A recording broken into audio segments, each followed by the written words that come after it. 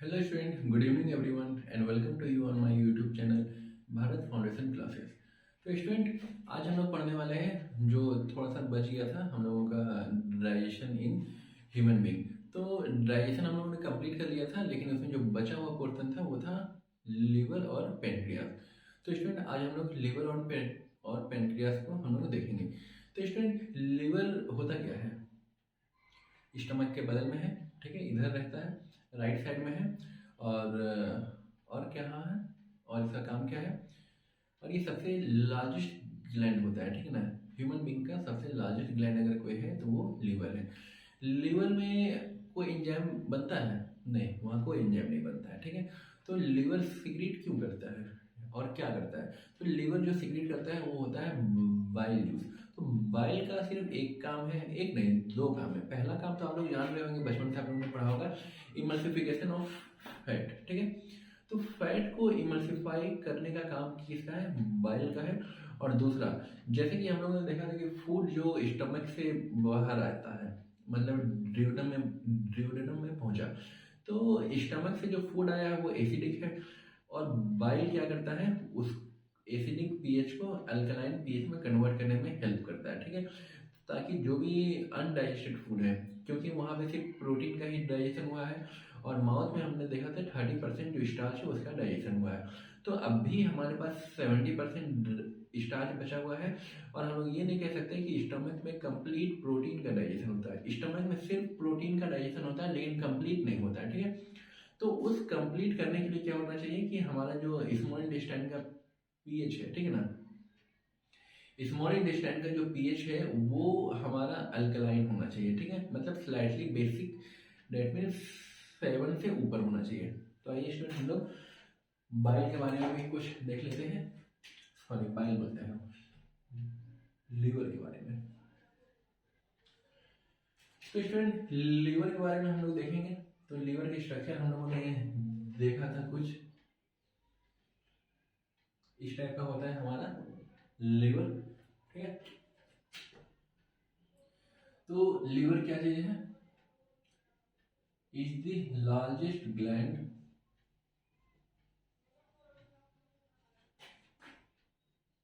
In our body, ठीक है। हमारे बॉडी का सबसे बड़ा पोर्शन यही है, लिवर, ठीक है स्टूडेंट। तो ये सिक्रीट क्या करता है?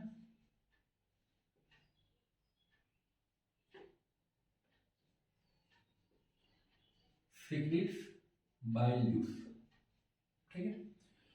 तो स्टूडेंट बाइल जूस के बारे में हम लोग थोड़ा सा लिखेंगे, ठीक है। तो बाइल होता क्या है student? Bile is a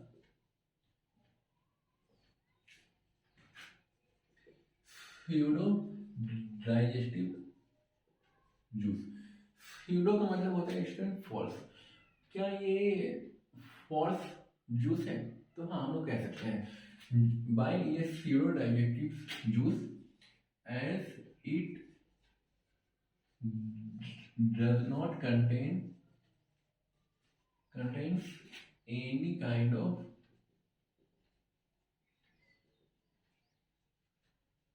enzyme. इसमें कोई भी एंजाइम नहीं होता है, ठीक है।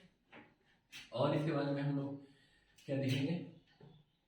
बाइल्स हो गया, फ्यूरोडाइजेशन है। Bile help in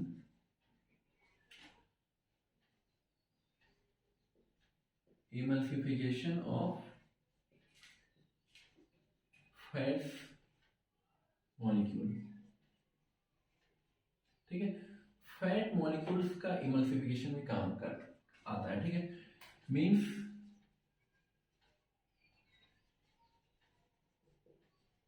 converting fats into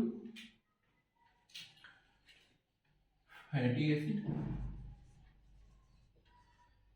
नहीं, उसको स्मॉल स्मॉल पीस में काम करने आता है। Convert means converting fat into simpler form. Student fat जो फैटी एसिड और ग्लिसरॉल में कन्वर्ट होता है तो वो बाइल नहीं करता है, उसके लिए एक अलग से एंजाइम आता है, लिपेज, ठीक है ना student. it also helps in converting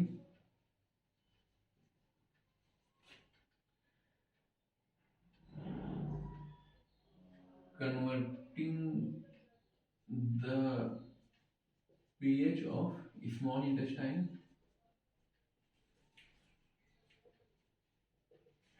into alkaline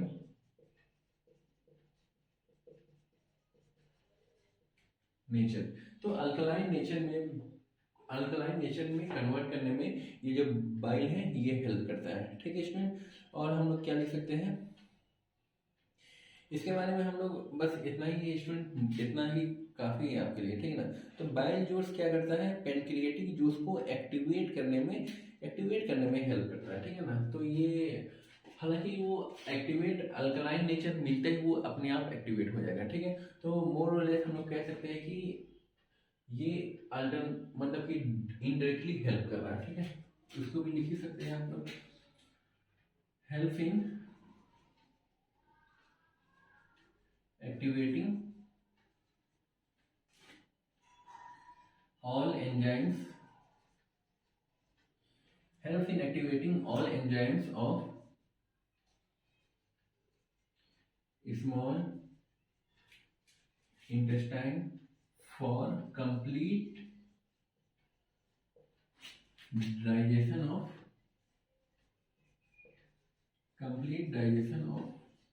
food, ठीक है स्टूडेंट। इसके बाद हम लोग थोड़ा सा देखेंगे पेनक्रियास के बारे में, ठीक है स्टूडेंट। यहाँ तक आप लोग लिख लीजिए, इसके बाद हम लोग देखेंगे pancreas.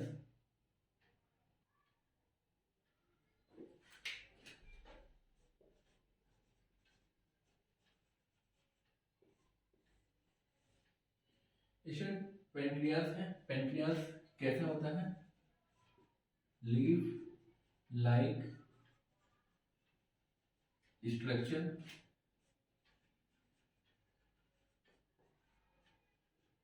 Present below stomach,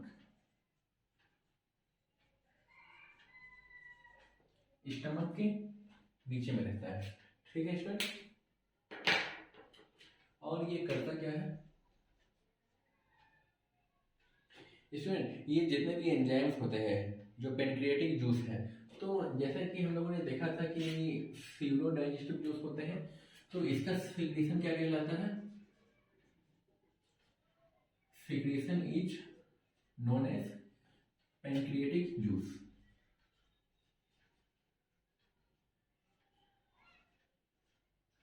student pancreatic juice के बारे में हम लोग एक दो लाइन लिखेंगे। स्टूडेंट यहाँ पे क्या था, सीरो डाइजेस्टिव जूस था, क्योंकि उसके पास कोई भी डाइजेस्ट करने को एंजाइम नहीं था। लेकिन ये क्या है, ये ट्रू डाइजेस्टिव जूस है ये। क्यों, as it contains enzyme for complete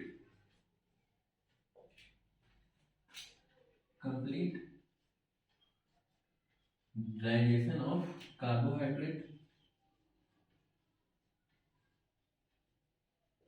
student carbohydrate को हम लोग कार्ब्स भी कह सकते हैं, ठीक है ना, कार्ब्स, फैट्स एंड प्रोटीन्स, ठीक है स्टूडेंट। तो पेनक्रिएटिक जूस भी किस पे वर्क करेगा, अल्कलाइन पीएच में, ठीक है स्टूडेंट। और इसके बारे में कुछ नहीं है। अब हमारा जो फूड है वो कंप्लीट डाइजेस्ट हो चुका है, ठीक है। अब कंप्लीट डाइजेस्ट हो चुका है तो हम लोग कह सकते हैं कि अब ये कहाँ जाएगा, कंप्लीट डाइजेशन हो जाने के बाद लार्ज इंटेस्टाइन में जाएगा, लार्ज इंटेस्टाइन के बाद रेक्टम, उसके बाद एनस, उसके बाद anal pore gets to faecal material outside our body, ठीक है स्टूडेंट। तो हम लोगों का कंप्लीट हो गया है nutrition in human being. Student इसको आप लोग लिखिए, इसके बाद हम लोग देखेंगे न्यूट्रिशन इन प्लांट्स।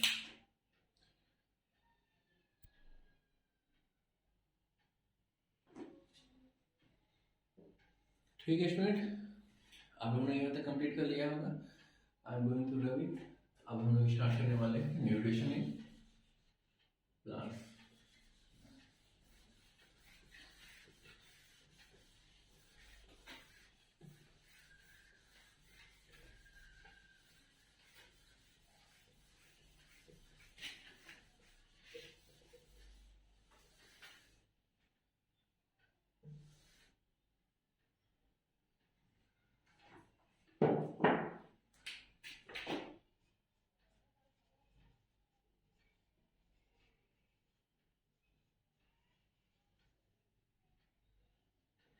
तो स्टूडेंट हम लोग जान रहे हैं कि जो प्लांट्स होते हैं वो अपना खाना खुद से बनाते हैं, ठीक है स्टूडेंट। तो the plants are autotroph. Autotroph मतलब वो अपना खाना खुद से बनाएंगे। तो प्लांट्स को चाहिए क्या क्या अपना खाना खुद से बनाने के लिए? सबसे पहले कार्बन डाइऑक्साइड चाहिए होगा जो एटमॉस्फेयर से मिल जाता है, ठीक है। तो स्टोमेटा के ओपनिंग और क्लोजिंग की वजह से क्या होता है, स्टोमेटा के अंदर कार्बन डाइऑक्साइड आ जाता है, ठीक है। अगला है हम लोगों के पास वाटर। वाटर कहाँ से ले लेता है? सॉइल से ले लेता है through root hair present on root, ठीक है। तो स्टूडेंट रूट हेयर क्या होता है और रूट में थोड़ा सा अंतर है। तो रूट हेयर क्या रहता है कि ब्रांचिंग होती है रूट्स में, ठीक है ना, जो बहुत फाइन होता है और वो सरफेस एरिया को इंक्रीज कर देता है। तो मेन और ज़्यादातर जो एब्जॉर्प्शन होता है वाटर का वो रूट हेयर से होता है, ना कि रूट से होता है, ठीक है। तो रूट हेयर एब्जॉर्ब कर लिया वाटर सॉइल से और वो रूट को ट्रांसपोर्ट किया और थ्रू रूट जाइलम क्या है, एक कंडक्टिंग टिश्यू है, ठीक है ना।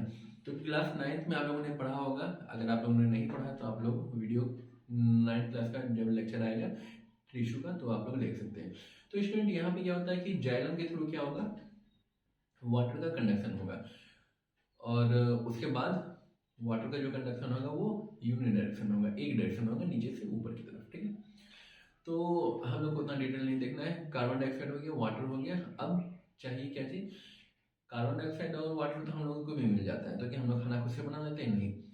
सनलाइट प्लांट्स को भी मिलता है, हमें भी मिल जाता है, हम लोग खाना खुद से बना लेते हैं? नहीं। तो उसके पास एक चीज़ है जो हमारे पास नहीं है, वो है क्लोरोफिल, ठीक है। तो क्लोरोफिल कहाँ पे होता है स्टूडेंट? ग्रीन पार्ट में होता है, ठीक है। तो बेसिकली हम लोग क्या लेते हैं, ग्रीन पार्ट में लीफ लेते हैं, ठीक है। तो लीफ के अंदर कहाँ पे होगा? क्लोरोप्लास्ट में होगा क्लोरोफिल, ठीक है। तो स्टूडेंट जो भी ग्रीन पार्ट होगा, जैसे पपीता का जो पेड़ होता है, पपाया प्लांट, वो ऊपर से नीचे तक हरा होता है, ठीक है। तो वो पूरा पूरा बॉडी में क्या होता है, उसका फोटोसिंथेसिस होता है, ठीक। तो आइए स्टूडेंट हम लोग जितना बात अभी कहे हैं हम लोग उसको एक एक करके नोट डाउन करते हैं। तो सबसे पहला पॉइंट क्या हो जाएगा स्टूडेंट कि प्लांट्स आर ऑटोट्रॉफ, ठीक है। पहला पॉइंट हो जाएगा student plants are autotroph, so they can prepare their own food through photosynthesis,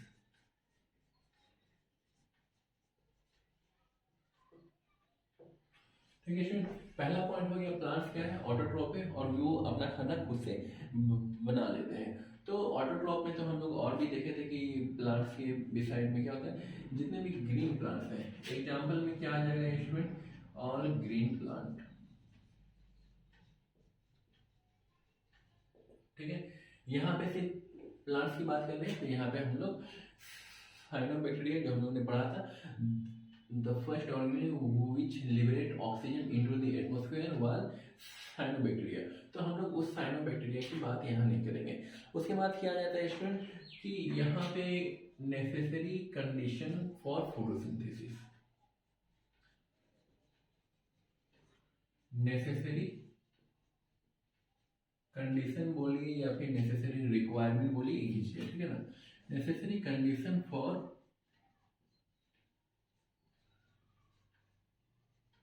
photosynthesis, चार कंडीशन है, ठीक है। तो हम लोग वेरी फर्स्ट देखेंगे कार्बन डाइऑक्साइड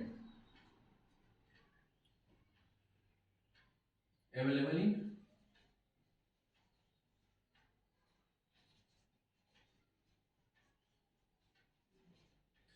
स्टूडेंट ये कहाँ पे अवेलेबल है? एटमॉस्फेयर में अवेलेबल होते हैं, ठीक है। तो available in atmosphere and are, और क्या लिख सकते हैं, and are absorb from stomata. Stomata क्या होता है स्टूडेंट? ये लीफ में क्या होता है कि एक छोटा छोटा पोर्स होता है, और उसी पोर्स को क्या कहते हैं? स्टोमेटा कहते हैं, जहां से गैसेस एक्सचेंज होता है, ठीक है। Absorb from the stomatal pores present on the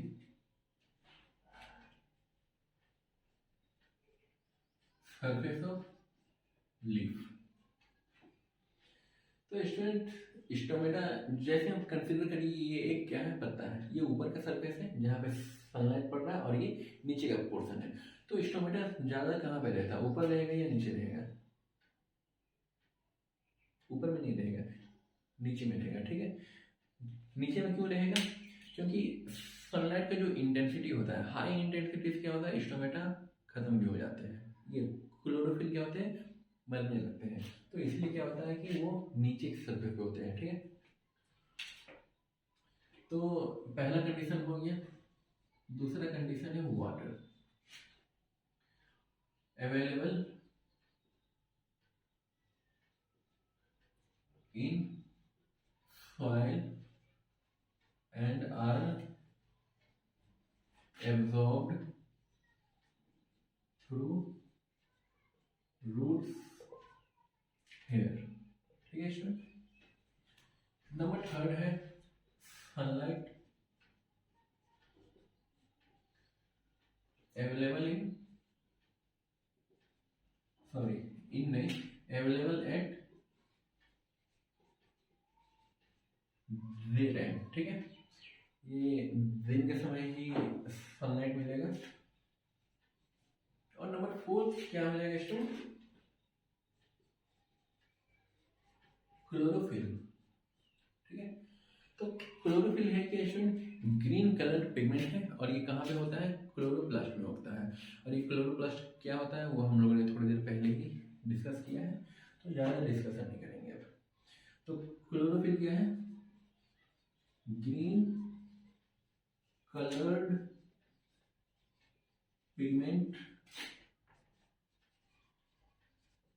present in chloroplast of plastid, ठीक है। तो ग्रीन कलर पिगमेंट होता है जो प्रेजेंट होगा कहाँ पे? क्लोरोप्लास्ट ऑफ प्लास्टिड, ठीक है। और प्लास्टिक वो ऐसा ऑर्गेन है जो सिर्फ और सिर्फ प्लांट में मिलता है। तो स्टूडेंट यहाँ पे फोटोसिंथेसिस का एक रिएक्शन हम लोग लिखने वाले हैं। तो यहाँ पे इक्वेशन रेड से लिख देते हैं।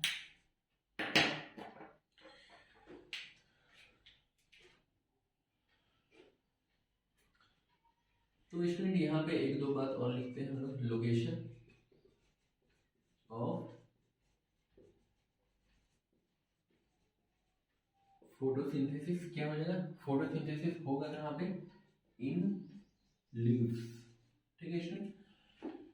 और वाटर जो है स्टूडेंट, जैसे ही वाटर अंदर जाता है, ठीक है ना, लीफ के अंदर गया, ठीक है, तो लीफ के अंदर जाता है तो वो एक टर्गर प्रेशर को डेवलप करता है। टर्गर प्रेशर को डेवलप करने के बाद आप सिर्फ ये याद रखिए कि जैसे ही पानी अंदर गया तो उसके अंदर एक प्रेशर जनरेट होता है। तो प्रेशर जो जनरेट हुआ स्टूडेंट, तो उससे क्या होता है कि स्टोमेटल का पोर जो होता है वो खुल जाता है, ठीक है। तो वाटर जो होता है वो स्टोमेटल पोर का ओपनिंग और क्लोजिंग को रेगुलेट करता है, ठीक है। एक लाइन उसको भी लिख लीजिए। H2O helps in opening and closing of stomata, ठीक है। आ जाएगा स्टूडेंट, यहीं पे आ जाएगा, ठीक है। तो यहाँ पे जो इक्वेशन होगा वो क्या हो जाएगा स्टूडेंट? CO2 प्लस H2O, यहाँ पे कैटलिस्ट क्या हो जाएगा? सनलाइट, और यहाँ पे इन क्लोरोफिल, ठीक है स्टूडेंट। तो यहाँ पे बनेगा क्या, C6H12O6 बनेगा, प्लस और क्या बनेगा स्टूडेंट, ऑक्सीजन बनेगा, प्लस फूड को हम लोग क्यों लेते हैं स्टूडेंट, या फिर फूड क्यों बनाते हैं, एनर्जी के लिए, ठीक है। तो यहाँ पे हम लोगों को एनर्जी भी बनेगा, ठीक है। एक second, carbon dioxide plus water, और वहाँ पे हम लोगों को क्लोरोफिल बन गया, नहीं एनर्जी तो इससे डिराइव होगा। यहाँ पे क्या होगा स्टूडेंट, कुछ वाटर और आएंगे। अब स्टूडेंट इसको बैलेंस करना है, ठीक है। यहाँ पे कितने कार्बन है, 6 कार्बन है, ठीक है, इस तरह है ना, हाँ। कार्बन कितने हैं, 6 है, यहाँ पे 1 कार्बन है, तो हम लोग क्या करेंगे स्टूडेंट, सिंपली यहाँ पे 6 लगा देंगे, ठीक है। अब स्टूडेंट ऑक्सीजन को काउंट करिए कितना है, 6 इंटू 2, 6 दूनी 12, और यहाँ पे 1 है, और यहाँ पे 6 है। अगर स्टूडेंट हम लोग वहाँ पे, और वाटर कितना है, 12 है, और वहाँ पे 2, 12 प्लस 2 है, 12 प्लस 2 14, और 14 है, तो वहाँ पे हम लोग अगर यहाँ पे 1:2 का रेशियो रहता है, तो यहाँ 6 है, तो यहाँ पे ऑब्वियसली 12 होगा, क्योंकि 1:2 के रेशियो में है। तो 1:2 के रेशियो के हिसाब से क्या हो जाएगा स्टूडेंट, 12 और यहाँ पे 12, 24 हो गया। यहाँ पे 6 है, तो स्टूडेंट यहाँ पे क्या होगा, 6 ऑक्सीजन भी रिलीज होगा, और 6 ऑक्सीजन रिलीज होगा, तो आप क्या करेंगे, 24 है, तो यहाँ पे 12 पहले से ही हाइड्रोजन है, तो यहाँ पे 6 से मल्टीपल कर देंगे, तो 6 इंटू 2 12 हो गया। यहाँ पे 12 6 18 6 24, ठीक है स्टूडेंट, यहाँ पे 12 12 24। तो स्टूडेंट ये हो गया आपका एक बैलेंस्ड इक्वेशन। तो स्टूडेंट यहाँ पे हम लोग एक साइन का यूज करेंगे। स्टूडेंट ये जो होता है इसको हम लोग ऊपर साइन शो करेंगे, और ये जो साइन है ये नीचे शो करेंगे। इसका एक मतलब है, ठीक है। ये ऊपर का मतलब हो गया कि ये एटमॉस्फेयर में रिलीज आउट हो जाएगा, और ये वाटर है, ये वाटर क्या होगा कि प्लांट उसको यूज कर लेंगे, ठीक है, क्योंकि प्लांट्स को वाटर चाहिए होता है, और वाटर क्या होता है, बहुत ज़्यादा लॉस भी होता है।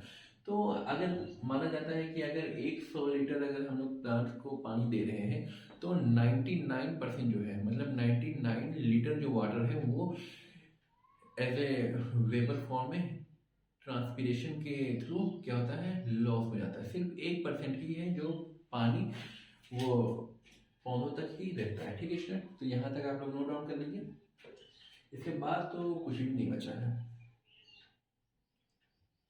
यहाँ पे सिर्फ ये लिखना है कि अब जो खाना बना लिया है ग्लूकोज, स्टूडेंट यहाँ पे ग्लूकोज लिख लीजिए आप लोग, ठीक है, जल्दी से नोट डाउन कर लीजिए, 1 2 लाइन और है, ज़्यादा नहीं है।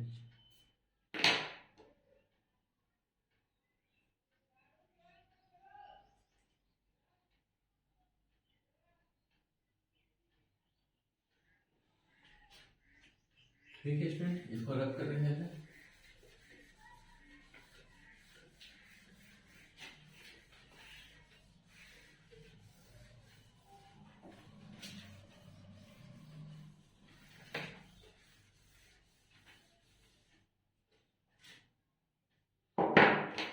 तो स्टूडेंट यहाँ पे हो क्या रहा था फोटोसिंथेसिस में, इन फोटोसिंथेसिस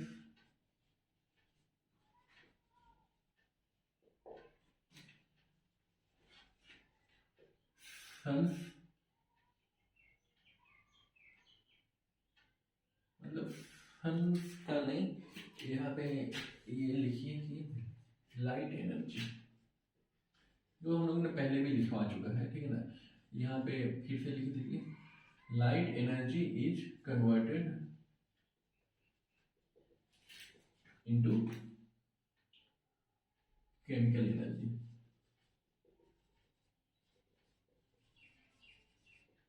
और स्टूडेंट और इसमें क्या हो रहा है, हम लोग तो देख लें कि लाइट एनर्जी जो है वो कन्वर्ट हो रहा है केमिकल एनर्जी में। तो यहाँ पे क्या होता है कि स्टूडेंट जितना वो लोग ग्लूकोज बनाया, ऐसा तो नहीं कि सारा का सारा वो खुद यूटिलाइज कर लेगा, दूसरे को मिलेगा नहीं, दूसरे को भी मिलता है, ठीक है ना। तो वो लोग क्या करते हैं, कुछ पार्ट जो होते हैं फूड का जो एनर्जी में कन्वर्ट हुआ है उसको स्टोर कर लेते हैं, ठीक है।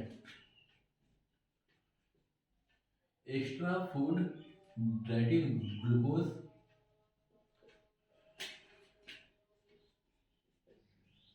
left with plant are stored in different part in the form of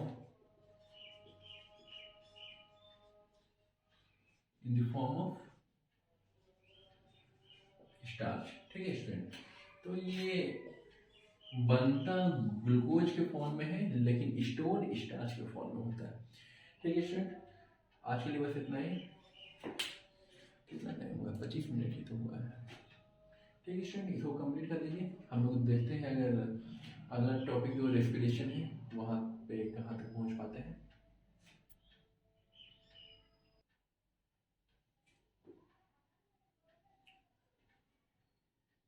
ठीक है स्टूडेंट, यहाँ तक आप लोगों ने कंप्लीट कर लिया होगा।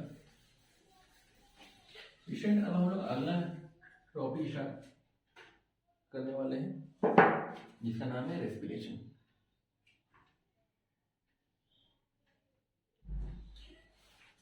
ठीक है स्टूडेंट, तो रेस्पिरेशन में हम लोग बढ़ेंगे क्या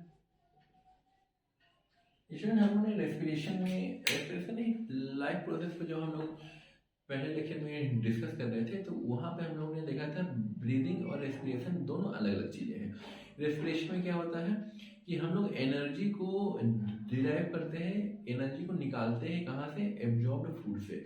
जो भी फूड हम लोग खा रहे हैं, ठीक है, वो हमारे बॉडी में गया, एब्जॉर्प्शन हो गया, ठीक है। एब्जॉर्प्शन हो गया, एब्जॉर्प्शन से हमें मतलब नहीं है, ठीक है ना। हमें क्या चाहिए? एनर्जी चाहिए। और एनर्जी के लिए हम लोगों को, एनर्जी को लेने के लिए करना क्या होगा? हम लोगों को उस एब्जॉर्ब फूड से कुछ ना कुछ मैकेनिज्म प्रोवाइड करना होगा। तो यहाँ पे कौन सा मैकेनिज्म प्रोवाइड करते हैं? ऑक्सीडेशन का। ऑक्सीडेशन का मतलब हो जाएगा कि addition of oxygen is also oxidation. तो ऑक्सीजन के प्रेजेंस में क्या होगा? फूड का बर्निंग होगा, ठीक है। तो फूड जो माइटोकॉन्ड्रिया में मिल गया है, ठीक है ना, फूड हमारे सेल तक पहुंच गया, सेल में माइटोकॉन्ड्रिया में पहुंच गया। अब माइटोकॉन्ड्रिया करेगा क्या? उससे एटीपी निकालेगा। एटीपी ऐसे नहीं निकाल देगा कि फूड आया माइटोकॉन्ड्रिया और वहाँ पे एटीपी निकल गया, वैसा नहीं। तो वहाँ पे ऑक्सीजन के प्रेजेंस में एक रिएक्शन होगा, ठीक है ना स्टूडेंट। तो उस रिएक्शन के बाद ही क्या होगा? हमारा एटीपी जनरेट होगा, ठीक है। तो यहाँ पे रेस्पिरेशन भी अलग अलग टाइप के हैं। पहले तो इंटरनल रेस्पिरेशन, एक्सटर्नल हम लोग देखेंगे। उसके बाद हम लोग देखेंगे कि एरोबिक रेस्पिरेशन और एनारोबिक। एरोबिक और एनारोबिक से क्वेश्चन बहुत आते हैं, ठीक है ना। बहुत मतलब एक आध क्वेश्चन तो आ ही जाते हैं। बोर्ड एग्जामिनेशन में एक क्वेश्चन भी बहुत मायने रखता है, ठीक है सर। तो रेस्पिरेशन को हम लोग सिंपली कैसे डिफाइन करेंगे? That is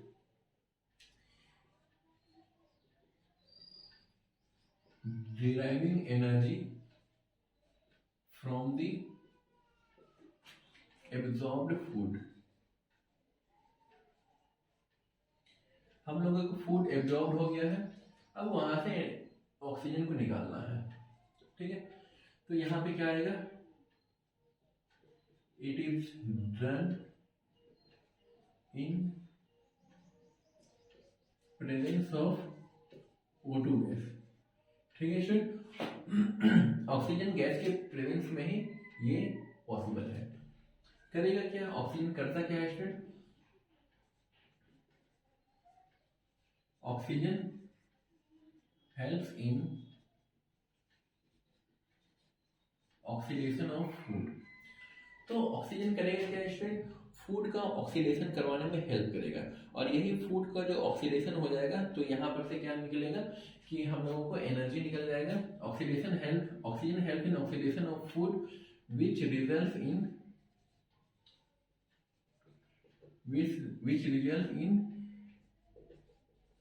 liberation of energy, liberation नहीं, result in production of energy along with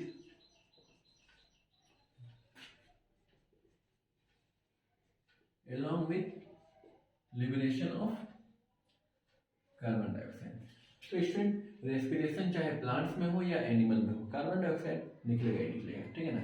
और ये जो रेस्पिरेशन है हम लोगों में तो वो दिन भर होता है, लेकिन इन केस ऑफ प्लांट्स तो वहाँ पे रात पे ज़्यादा प्रोमिनेंट होता है। ऐसा नहीं कि दिन में ज़्यादा होता नहीं है, दिन में भी रेस्पिरेशन होता है, लेकिन दिन में फोटोसिंथेसिस क्या करता है, उसको ओवरटेक कर लेता है।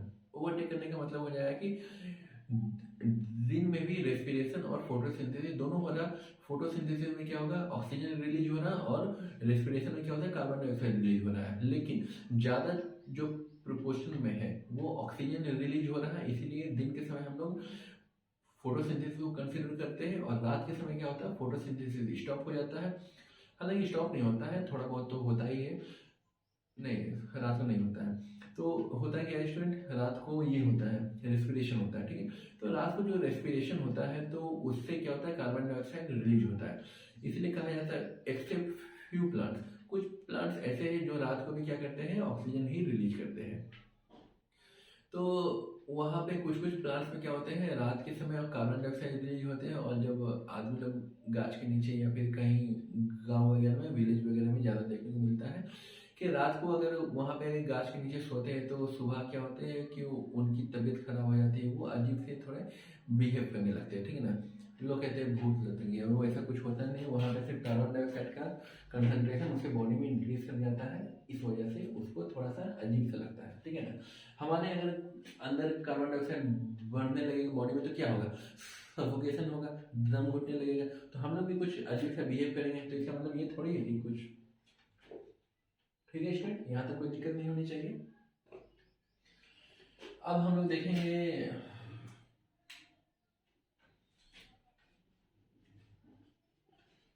On the basis of cell involvement it is of true type, ठीक है स्टूडेंट। तो यहाँ पे क्या हो जाएगा स्टूडेंट, नंबर ए में एक्सटर्नल रेस्पिरेशन या रेस्पायरेशन भी इसको कह सकते हैं, ठीक है, जो आपको अच्छा लगे, दोनों कह सकते हैं, लैंग्वेज कोई इशू नहीं होनी चाहिए। और दूसरा है इंटरनल रेस्पायरेशन,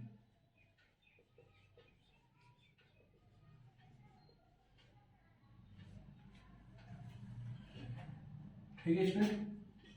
एक्सटर्नल रेस्पिरेशन कहने का मतलब क्या है, एक्सटर्नल मतलब बाहर बाहर हो रहा, तो किसके बाहर होगा, सेल के बाहर होगा, क्योंकि यहाँ पे सेल इन्वॉल्वमेंट है, ठीक है ना स्टूडेंट। तो सेल इन्वॉल्वमेंट है तो हम लोग कह सकते हैं एक्सटर्नल रेस्पिरेशन में हमारा जो गैसेस एक्सचेंज होगा वो सेल के बाहर होगा, ठीक है।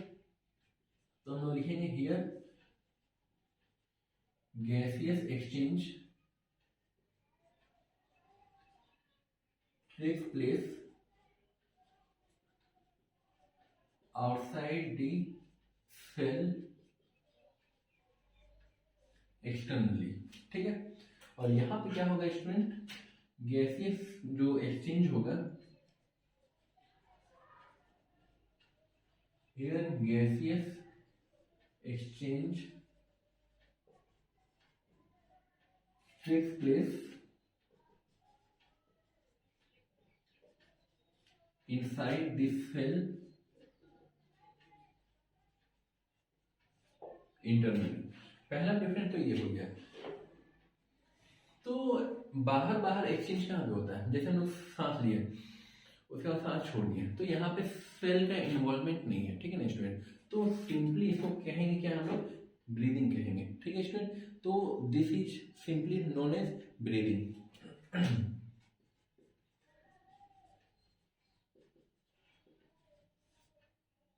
और वहां पे क्या होगा स्टूडेंट, यहाँ पे ट्रू रेस्पिरेशन होगा, मतलब सेल के अंदर में एक्सचेंज हो रहा है। सेल के अंदर में एक्सचेंज हो रहा मतलब माइटोकॉन्ड्रिया इन्वॉल्व होगा, और वो करेगा क्या,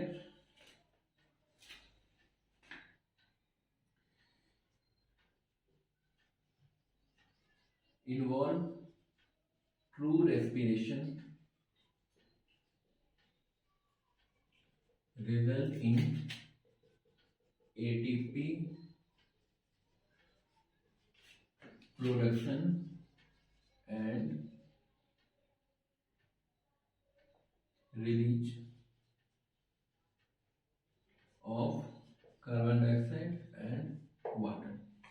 वाटर जो है स्टूडेंट, हम लोग क्या कर रहे हैं, रेस्पिरेशन में वाटर भी बनना होता है। ऐसा नहीं कि हम लोग वाटर को कार्बन डाइऑक्साइड की जैसा वाटर को भी बाहर निकाल दें। वाटर को बाहर निकाल देंगे तो क्या होगा, हमारे बॉडी में वाटर का कमी हो जाएगा, डिहाइड्रेट कर जाएगा हमारी बॉडी। और डिहाइड्रेशन से बचाने के लिए करना क्या होता है स्टूडेंट, उस वाटर को वापस से रीयूटिलाइज करना होता है। ठीक है, उसको रीयूज हम लोग कर लेंगे। तो स्टूडेंट यहाँ तक आप लोग नोट डाउन कर लीजिए, इसमें और कुछ बताने के लिए है नहीं। ठीक है स्टूडेंट,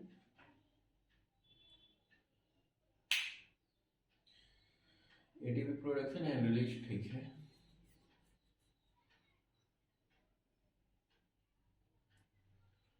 ठीक है स्टूडेंट, ऊपर वाला जो पार्ट है हम रब कर रहे हैं इसको, अच्छा यहाँ से रब कर देते हैं। ठीक है, यहाँ पे स्टूडेंट एटीपी का प्रोडक्शन हुआ, उसको एनर्जी का भी प्रोडक्शन कह सकते हैं। ठीक है, तो एटीपी को क्या कहते हैं स्टूडेंट, एनर्जी करेंसी। इसको लिख लीजिए स्टूडेंट, एटीपी को हम लोग कहते हैं एनर्जी करेंसी ऑफ सेल। ठीक है स्टूडेंट, यहाँ पे अगला क्या हो जाएगा, जो एनर्जी बना है तो वो किस लिए यूज होगा, energy produced are utilised in various life process. ठीक, तो स्टूडेंट हम लोग यहाँ पे देखेंगे कैसे कैसे हम लोग एनर्जी को प्रोड्यूस जो हो रहा है उसको हम लोग देखेंगे। तो स्टूडेंट यहाँ पे एनिमल के रेस्पेक्ट में क्या हो जाएगा, पहला एनिमल के रेस्पेक्ट में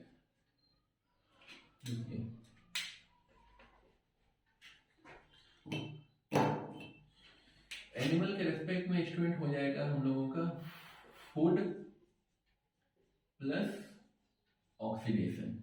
ठीक है, ऑक्सीजन के प्रेजेंस में ऑक्सीडेशन होगा, तो यहाँ पे क्या हो जाएगा स्टूडेंट, ऑक्सीडेशन बनेगा क्या, कार्बन डाइऑक्साइड वो बाहर निकल जाएगा। ठीक, अगला वाटर जो बॉडी में ही रह जाएगा। ठीक है, नीचे साइड है, और प्लस यहाँ पे एनर्जी बनेगा, कितना एनर्जी बनेगा, 38 एटीपी एनर्जी। इसमें 38 एटीपी अभी आप लोग लिख लीजिए, किस स्टेप में कितना एनर्जी बनेगा, कितना एटीपी बनेगा, वो भी हम लोग डिस्कस करेंगे थोड़ी देर में। ठीक है, तो यहाँ पे 38 एटीपी, या फिर हटाइए आप लोग एटीपी मत लिखिए। ठीक है, यहाँ पे आप लोग सिंपली एनर्जी लिखिए। ठीक है, और स्टूडेंट दूसरा नंबर क्या हो जाएगा, प्लांट्स। ठीक, तो इन केस ऑफ प्लांट क्या हो जाएगा, C6H12O6। अब स्टूडेंट इसी में अगर हम लोग ऑक्सीजन दे देते हैं और यहाँ पे ऑक्सीडेशन अगर इसका करवा देंगे हम लोग, तो मिलेगा क्या हम लोगों को, वही कार्बन डाइऑक्साइड मिलेगा, वही वाटर मिलेगा।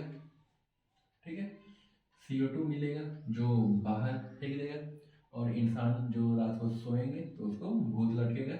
ठीक है, तो कार्बन डाइऑक्साइड हो गया, मजाक कर रहे थे, यहाँ भूत वगैरह नहीं, बस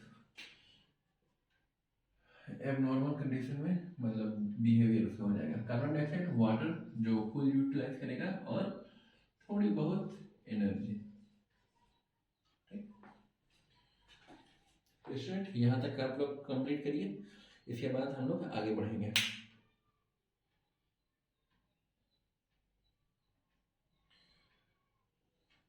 अब स्टूडेंट हम लोग जितना भी एनर्जी को यूज प्रोड्यूस कर लिए, एनर्जी को प्रोड्यूस कर लिए, तो क्या वो हमारा जैसे कि प्लांट्स में था एक्स्ट्रा एनर्जी, हम लोग यहाँ पे एक पॉइंट लिख लेते हैं। ठीक है स्टूडेंट, एक्स्ट्रा एनर्जी को लेकर, extra energy is left as, number 1 में क्या होगा, प्लांट में जो भी एनर्जी बना है, जो भी फूड बना है, तो वो प्लांट्स एंड एनिमल, दोनों में लिख लेते हैं। Extra energy is left as plants and animal as, क्या हो जाएगा स्टूडेंट, एटीपी के फॉर्म में हो जाएगा, ठीक है, left in plants and animal as ATP form, ठीक है स्टूडेंट। यहाँ तक नोट डाउन कर लीजिए। इसके बाद हम लोग जाएंगे एरोबिक और एनारोबिक। कहाँ पे ऑक्सीजन चाहिए, कहाँ पे लिमिटेड, कहाँ पे कंटिन्यूसली है, या फिर कहाँ पे एब्सेंट है।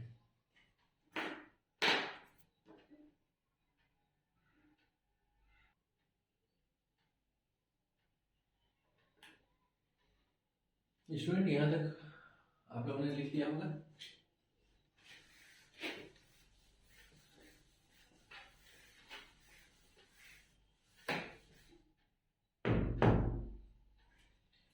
तो हटता भी नहीं है।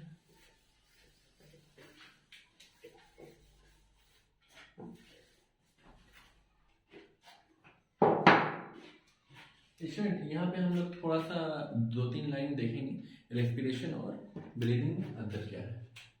तो थोड़ा सा है स्टूडेंट, यहाँ पे मिसकंसेप्शन होता है किसी को, respiration and second one is breathing.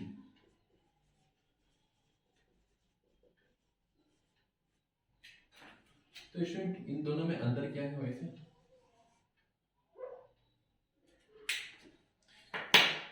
पहला क्या है, ब्रीदिंग में क्या हो रहा है, सिर्फ सांस ले रहे हैं और छोड़ रहे हैं, ठीक है।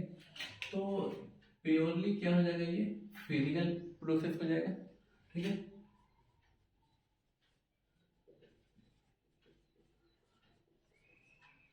और ये क्या हो जाएगा स्टूडेंट, यहाँ पे क्या हो रहा है, ऑक्सीडेशन हो रहा, ऑक्सीजन यूटिलाइज हो रहा, मतलब यहाँ पे ऑक्सीजन क्या है, एक तरह का हम लोग कैटलिस्ट ले सकते हैं। तो यहाँ पे केमिकल प्रोसेस है, ठीक है।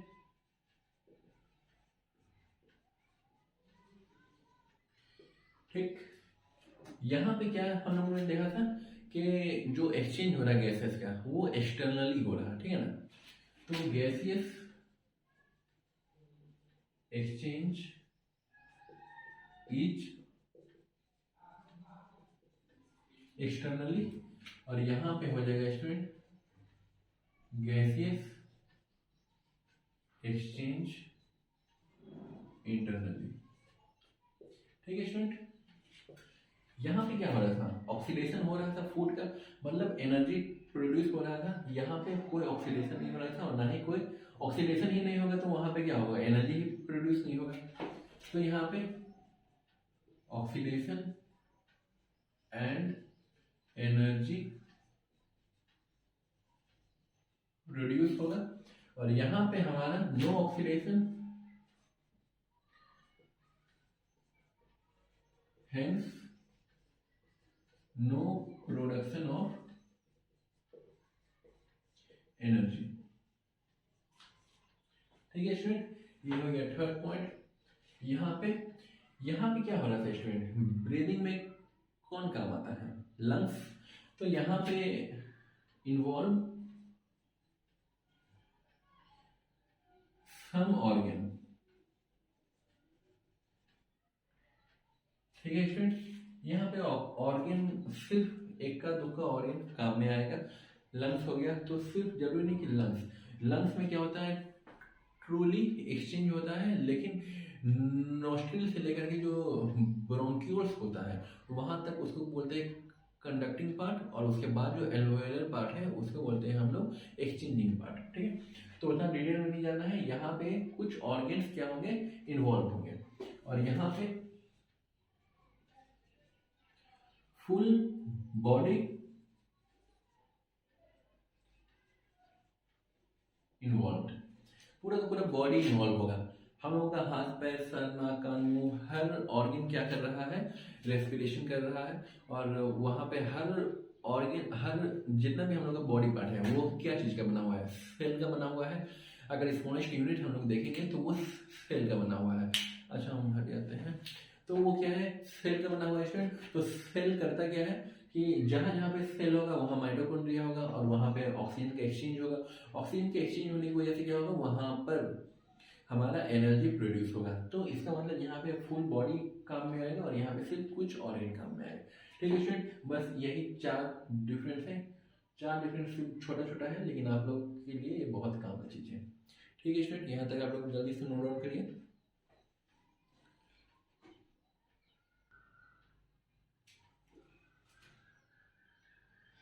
ठीक है स्टूडेंट, बुक में थोड़ा सा था ब्रीदिंग एंड रेस्पिरेशन टॉपिक, इसलिए इसको हम लोग देख चुके हैं। आई होप कि अच्छे से अंडरस्टैंड हो गए होंगे आप लोग। ठीक है स्टूडेंट, इसको अलग करते हैं।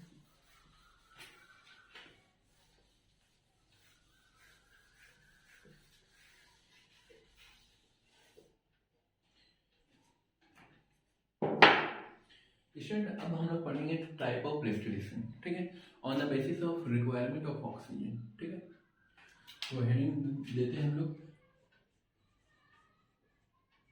टाइप ऑफ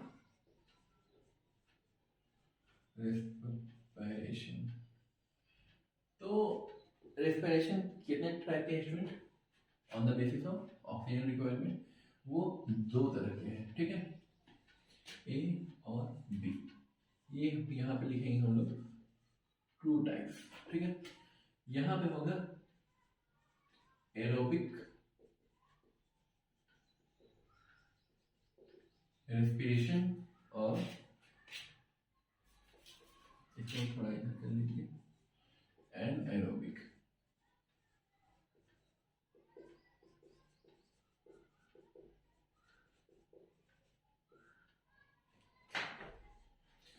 तो स्टूडेंट, एरोबिक और एनारोबिक रेस्पिरेशन में अंतर क्या है? तो स्टूडेंट, हम लोग यहाँ पे देखेंगे।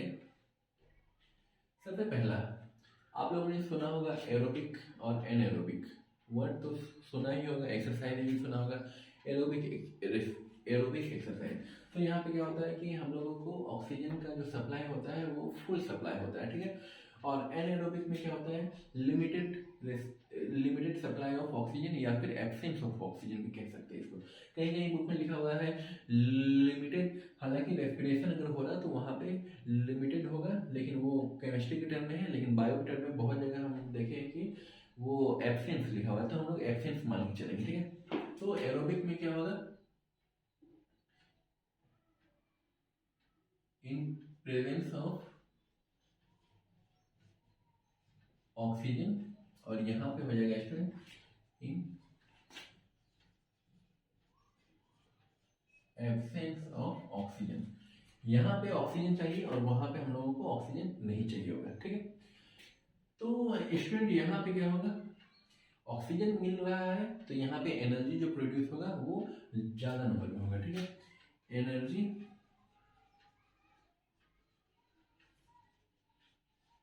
Produce in large amount. ठीक है, और यहाँ पे क्या होगा स्टूडेंट, एनर्जी प्रोड्यूस्ड इन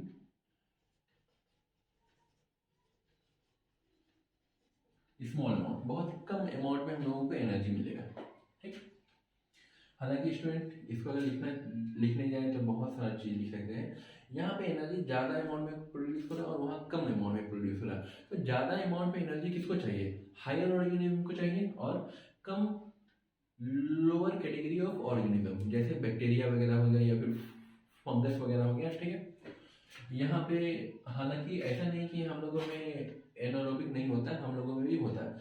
अगर विगरस एक्सरसाइज कर लिए, ठीक है ना, एकदम मस्त, पहले दिन ही गए और हम लोग 2-3 घंटा कंटिन्यूसली एक्सरसाइज कर लिए, तो क्या होगा, 2-3 घंटा तो बहुत दूर की बात है, आधा घंटा भी एक्सरसाइज कर लेंगे तो क्या होगा, हाथ पैर में दर्द होने लगता है। तो वो क्यों होता है, क्योंकि लैक्टिक एसिड का फॉर्मेशन हो जाता है। लैक्टिक एसिड का फॉर्मेशन के बाद क्या होता है, हमारे बॉडी में एसिड बन गया है, मसल्स में बना है। ठीक है ना, बेसिकली वो मसल्स में बनता है और वहाँ जहाँ भी वो बनता है वहाँ पे ऑक्सीजन का सप्लाई को रिड्यूस कर देता है। ठीक है, रिड्यूस करने की वजह से क्या होता है, वहाँ का टेम्परेचर इंक्रीज करता है। तो इसीलिए हम लोग करना क्या होता है, आइस कैप से मसाज किया जाता है। ठीक है, आइस कैप से जो मसाज करते हैं तो वहाँ का टेम्परेचर कम होता है और कम टेम्परेचर ऑक्सीजन को फेवर करता है। ठीक है स्टूडेंट, तो यहाँ तक देखिए ये बात। तो हम लोग ये नहीं लिखेंगे कि हायर ऑर्गेनिज्म, तो जनरली इन हायर ऑर्गेनिज्म और generally in lower category of animal, ठीक है। तो यहाँ पे जो मेन काम है, बात है, वो ये है कि इट इज 3 स्टेप प्रोसेस। और यहाँ पे ये क्या है स्टूडेंट, ये है 2 स्टेप प्रोसेस, ठीक है। तो 3 स्टेप में क्या हो जाएगा स्टूडेंट, पहला में दोनों में एक ही चीज होगा, ठीक है। ग्लूकोज का ब्रेकडाउन होगा, breakdown of glucose is glycolysis, glycolysis.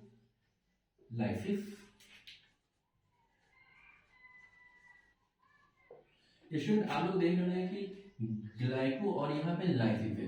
Glyco means glucose और लाइसिस का मतलब होता है ब्रेक डाउन करना। तो ग्लूकोज का ब्रेक डाउन यहाँ पे होगा, ठीक है। और यहाँ पे दूसरा नंबर पे क्या हो जाएगा स्टूडेंट, क्रेब्स साइकिल, ठीक है। क्रेब एक आदमी थे, मतलब साइंटिस्ट थे, जिन्होंने वो एक्सपेरिमेंट किया था। तो एक्सपेरिमेंट करने के बाद उन्होंने ये अपने नाम पर वो थ्योरी लिखा, ठीक है। तो क्रेब साइकिल क्या है हम लोग थोड़ी देर में देखेंगे। और नंबर 3 क्या है स्टूडेंट, इलेक्ट्रॉन ट्रांसपोर्ट सिस्टम। तो इसका ETS कहते हैं इसको, ये हो जाएगा इलेक्ट्रॉन ट्रांसपोर्ट या फिर ट्रांसपोर्टेशन सिस्टम। ग्लाइकोलाइसिस तो हो गया स्टूडेंट, उसके बाद फर्मेंटेशन, ठीक है।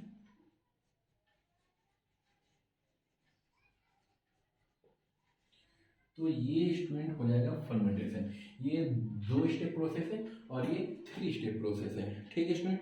यहाँ तक आप लोग नोट डाउन कर लीजिए। और स्टूडेंट इसको जो है एरोबिक रेस्पिरेशन, यहाँ पे सेल्स इन्वॉल्व होते हैं, तो इसीलिए इसको हम लोग रेड पेन से लिख लेते हैं, थोड़ा सा इम्पोर्टेंट है। ऑल्सो नोन एज, तो यहाँ पे लिख लेंगे it is also known as, यहाँ पे सेल का इन्वॉल्वमेंट है इसलिए इसको बोलते हैं हम लोग सेल्यूलर रेस्पिरेशन, ठीक है स्टूडेंट। नोट डाउन कर लीजिए। उसके बाद कितना टाइम हो गया, 52। स्टूडेंट आज के लिए मेरे ख्याल से बस इतना ही। इसके बारे में ये जो 3 साइकिल है और वहाँ पे जो 2 साइकिल है उसको हम लोग अगले दिन एक्सप्लेन कर देंगे। एक्सप्लेन करने में कम से कम आधा घंटा चला जाएगा, 1 घंटा होने ही वाला है। 53 सेकेंड मिनट हो गया, ठीक है स्टूडेंट। आज के लिए बस इतना ही, मिलते हैं अगले क्लास में, तब तक के लिए बाय बाय। आप लोग लिख लीजिए, 5-10 सेकेंड के बाद ये वीडियो ऑटोमेटिक ऑफ हो जाएगा।